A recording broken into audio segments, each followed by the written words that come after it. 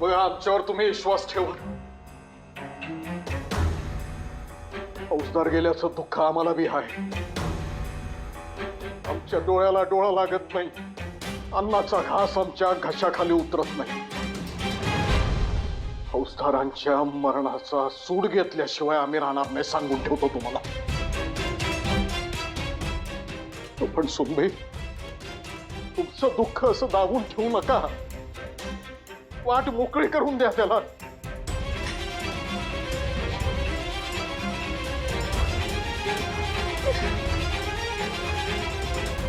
हे घ्या. गुरुजी म्हणाले की आर्याला कुणी बी मारू शकत नाही, पण तुम्ही हे घ्या. गोळ्या झाडा आणि तिला जखमी करा. तुमचा आर्यावर राग आहे ना, तिच्या घरच्यांवर आहे ना. ज्यांच्यावर तुमचा राग आहे की नाही त्यांच्यावर तुम्ही गोळ्या झाडा घ्या. हे तुम्ही आमची पूर्ण परवानगी आहे त्यासाठी. हे घ्या घ्या.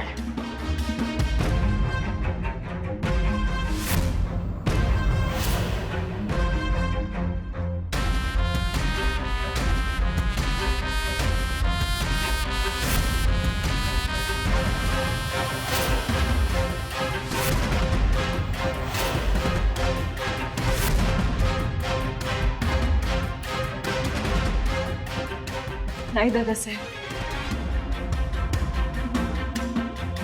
याची काही बी गरज नाहीये मला.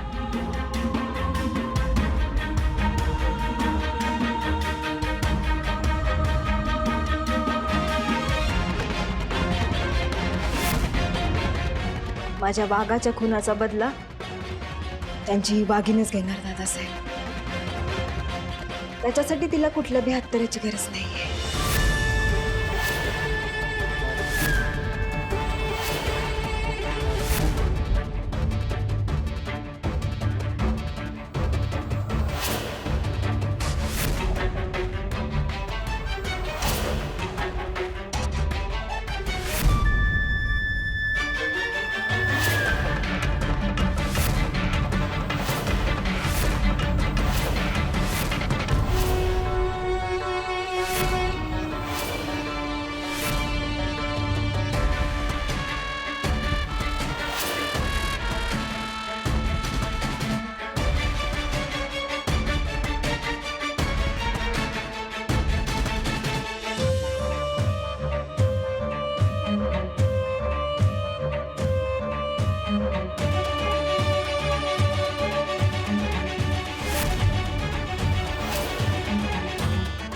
दबंग, तुम्ही नेहमी म्हणायचात ना की तुमची वाघीण आहे मी.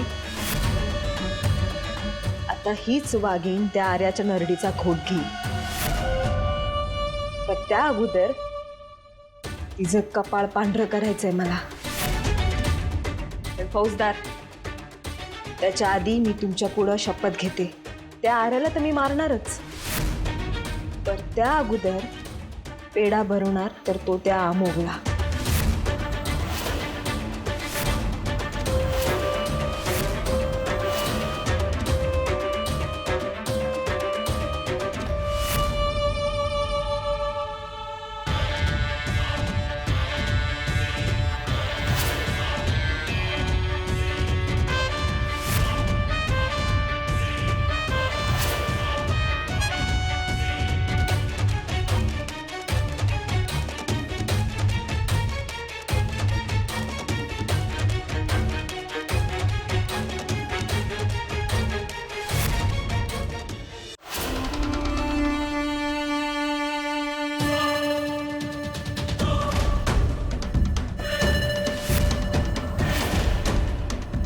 बंद याचा अर्थ गुरुजी साधनेला बसलेत वाटतं.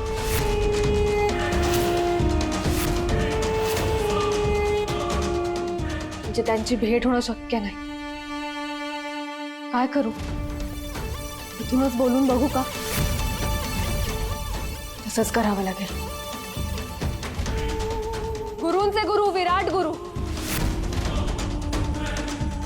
माफ करा गुरुजी, पण महत्वाचं बोलायचंय. आज्ञा असावी. बोल. तुम्ही पेरलेलं मायावी जाळं तोडून आर्या त्या अंधाऱ्या खोलीतून बाहेर आलीये. मूर्तीपर्यंत पोहोचले ते नाही, आज नाही पोहोचली पण उद्या नक्की पोहोचणार. त्यासाठी ती नक्की प्रयत्न करणार. मी ओळखते तिला. हट्टी आहे एक नंबरची. जे ठरवते ते करते. तिचं गुणगान करतेस. कुणासमोर उभी आहेस तू? माफ करा गुरुजी. कारण सिद्ध आहे मी, स्वयंसिद्ध.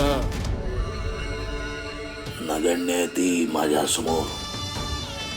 एका जाळ्यातून सुटली की दुसऱ्या जाळ्यात अडकणार ती. गुरूंचे गुरु विराट गुरु. गुरूंचे गुरु विराट गुरु.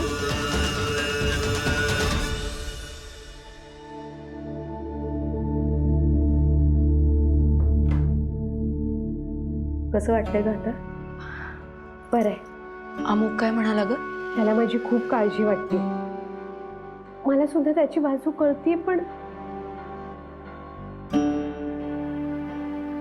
बापू, मला ना आता असं झालं की मी कधी एकदा घराबाहेर पडेन आणि ती मूर्ती घरी घेऊन येईन. आणशी काळूबाई आहे तुझ्या पाठीशी.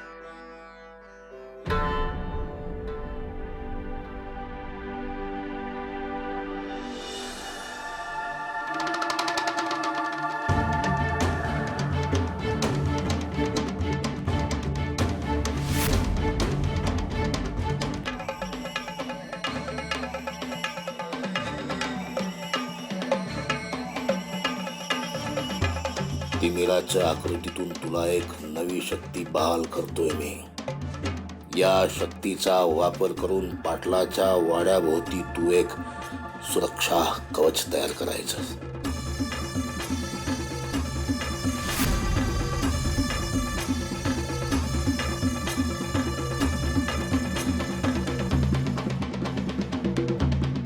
ओंजळ.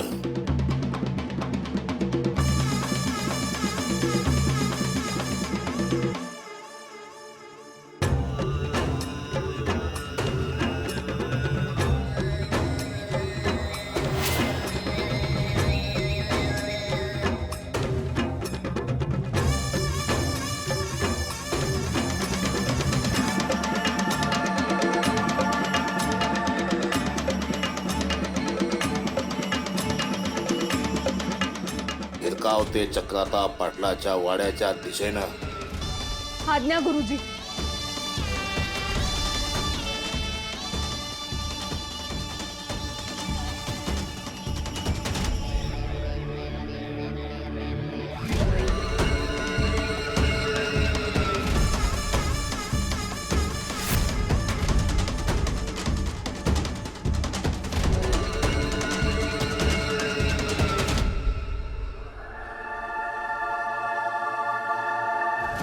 भिरकावलं मी ते चक्र.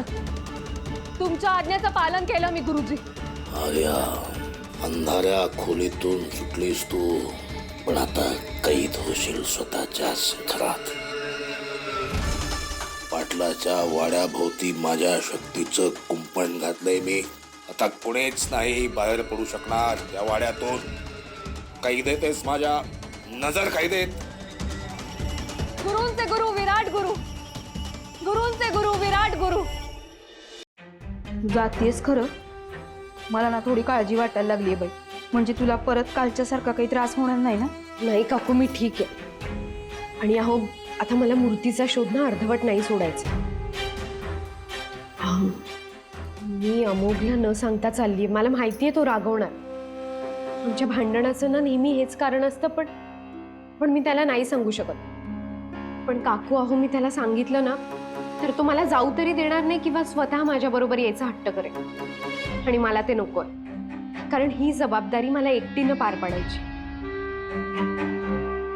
तुम्ही प्लीज त्याला समजवा ना, आणि माझ्या वतीने सॉरी पण म्हणे. अगं, या बाबतीत तू बिनगोर राहा. आणि तो तुझ्यावर चिडला ना तरी त्याचं तुझ्यावर लई प्रेम आहे बघ. तो राग ना जास्त काळ टिकणार नाही. पण तू सांभाळून जा बाई. आणि मध्ये मध्ये फोन करत राहा. तू सुखरूप घरी आल्याशिवाय माझ्या काही जीवात जीव येणार नाही बघ. हो काकू, तुम्ही नका काळजी करू. येते मी.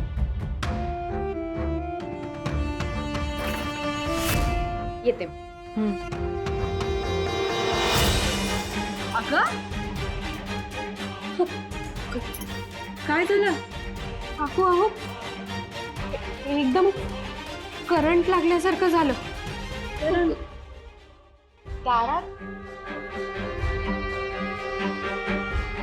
मी बघते, थांबा.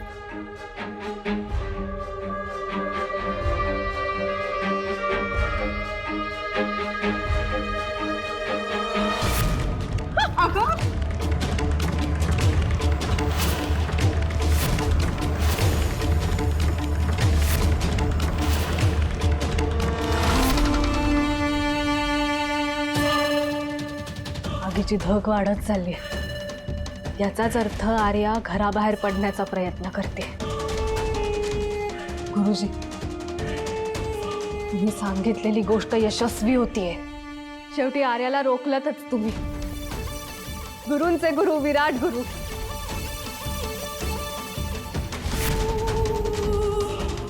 ह्याआधी सुद्धा आम्ही अनेक वेळा आर्याला अडकवण्याचा प्रयत्न केलाय. आता अंधाऱ्या खोलीत सुद्धा आम्ही डांबून ठेवलं होतं, पण ती तिथून बाहेर पडली. आता दरवेळी सारखंच काळूबाई तिच्या मदतीला आली तर? नाही,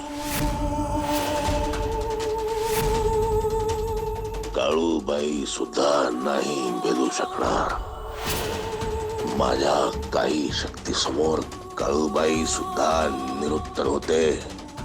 गुरूंचे गुरु, विराट गुरु. गुरूंचे गुरु, विराट गुरु.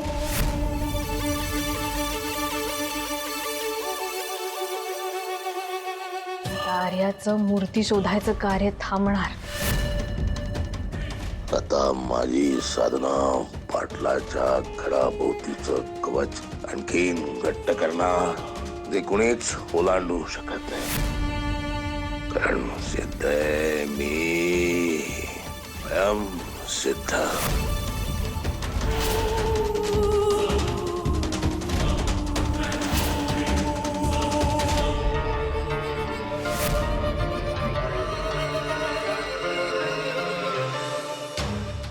काहीतरी गडबड आहे.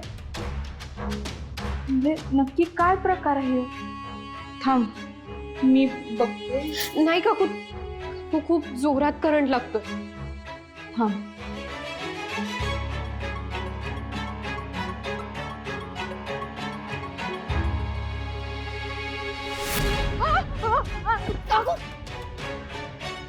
काकू, तुम्ही ठीक आहात ना?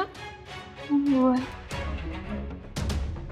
तुझ्या मूर्ती शोधायच्या कामात कोणतरी आडकाठी आणतंय बघ. म्हणजे तू घराच्या बाहेर पडू नयेस ना, म्हणून ही रचना असणार. तू मूर्ती शोधतेस हे त्यांना समजलं.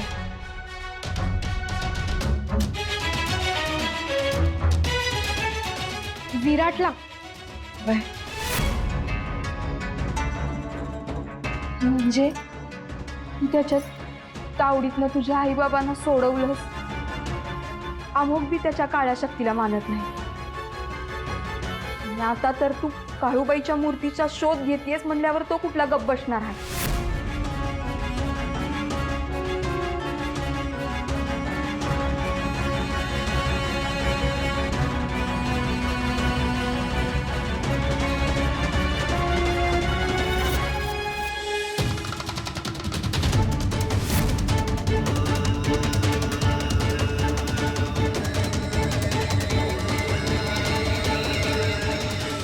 मग आता काय करायचं? या दारात असा अडथळा निर्माण केलाय म्हणजे बाहेर जाणाऱ्या प्रत्येक ठिकाणी अशाच प्रकारे. बरोबर आहे, पण आता घाई करून चालणार नाही. आत्तापुरतं शांत राहून माघार घेणं शहाणपणाचं आहे बघ.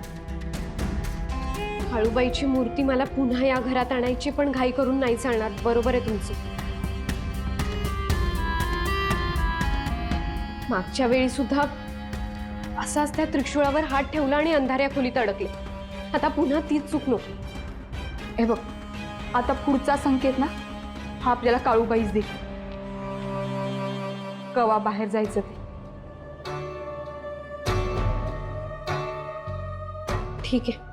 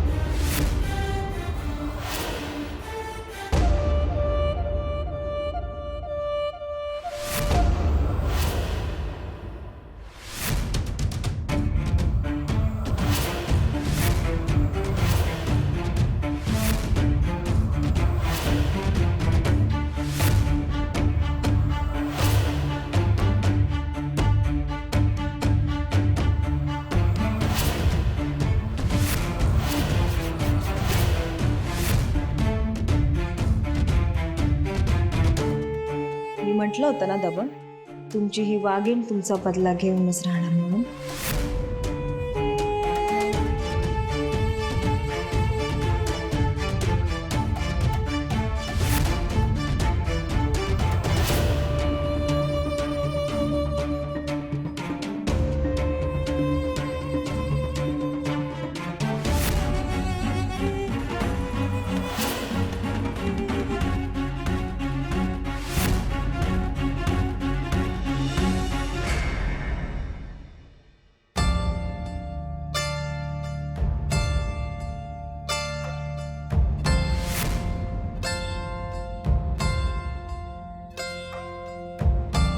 बहिणी, हळूहळू घरातल्या कामात मन गुंतवण्याचा प्रयत्न करते, नाहीतर जगणंच अशक्य होईल मला. तसं बी जगायची इच्छा नाहीच आहे मला, पण वहिनी प्लीज असं काही बोलू नका. म्हणजे तुम्हाला कसं समजावं कळत नाहीये मला आता, पण प्लीज यातून हळूहळू बाहेर या. आता आपण सगळ्यांनीच आता यातून बाहेर पडला पाहिजे. वय दादासाहेब आणि आईसाहेबांकडे बघूनच जगते मी. फौजदारांच्या पाठोपाठ जर मला बी काय झालं तर सावरू शकत नाही ते स्वतःला.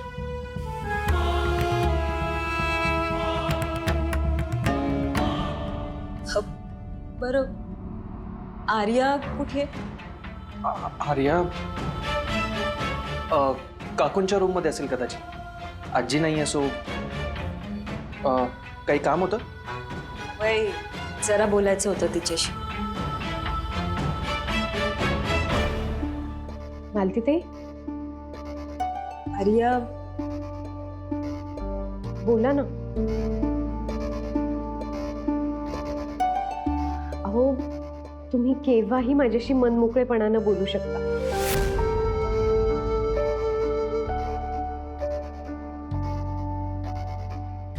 तुझी माफी मागायची होती मला. माफी?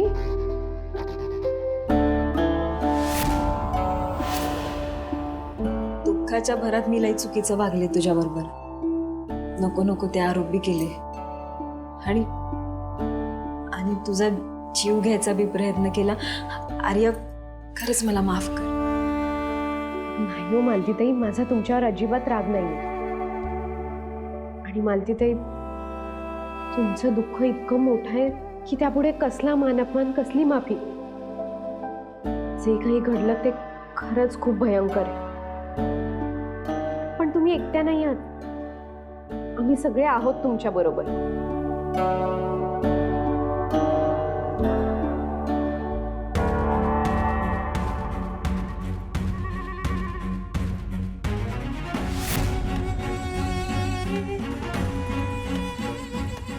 काही सुधरत नाहीये ग मला.